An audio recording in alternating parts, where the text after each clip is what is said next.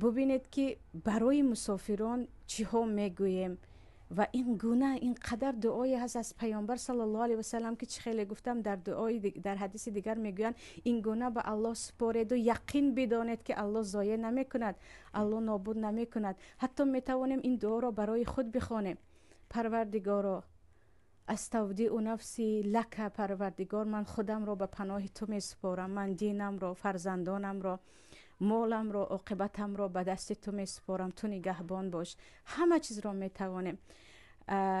عزیزان در خاطرم هست چند سال پیش با خواهر در درس یکی از استادها که تا نصفه شب دوام میکرد اشتراک میکردیم که باره به من گفته بود که میدانی همین روز گذشته پسرچه خوردیم را من به نزد کسی امانت مانده آمدم.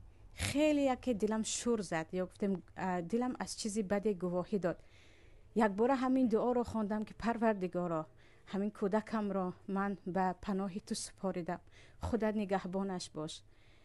وقتی برگشتم به خانه و برای گرفتن کودکم رفتم، خواهری که کودک مرا مینگشت گفت معجزه شد، نزدیک بود کودک تو از تیرزه به پایان بیافتد، ولی چیزی شد که من زود آمدم و قپیدم، یعنی زود آمدم و داشتم، وگرنه از بلندی به پایان می افتید.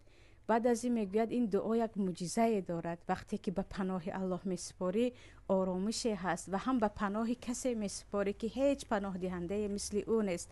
و عزیزان این دعا را هر یک ما باید بدانیم. در وقت رفتن از خانه، در وقت کسی را گسیل کردن، علل خصوص مادران حتی فرزندان را وقتی به مکتب گسیل میکنیم باید بگوییم، نگوییم که خودت را احتیاط کن، برادرت را احتیاط کن، خواهرت را احتیاط کن، نه، بگذار الله تو را احتیاط کند. الله هم من فرزند خود را به حفظ تو می سپارم، به پناه تو می سپارم. این تو هستی که پناه دهنده هستی که اصلا آنهایی که در پناه تو هستند آنها را به حالشان نمیگذاری. قدرت تو، قوت تو، نگهبانی تو بالای تمام مخلوقاتت پیروز است.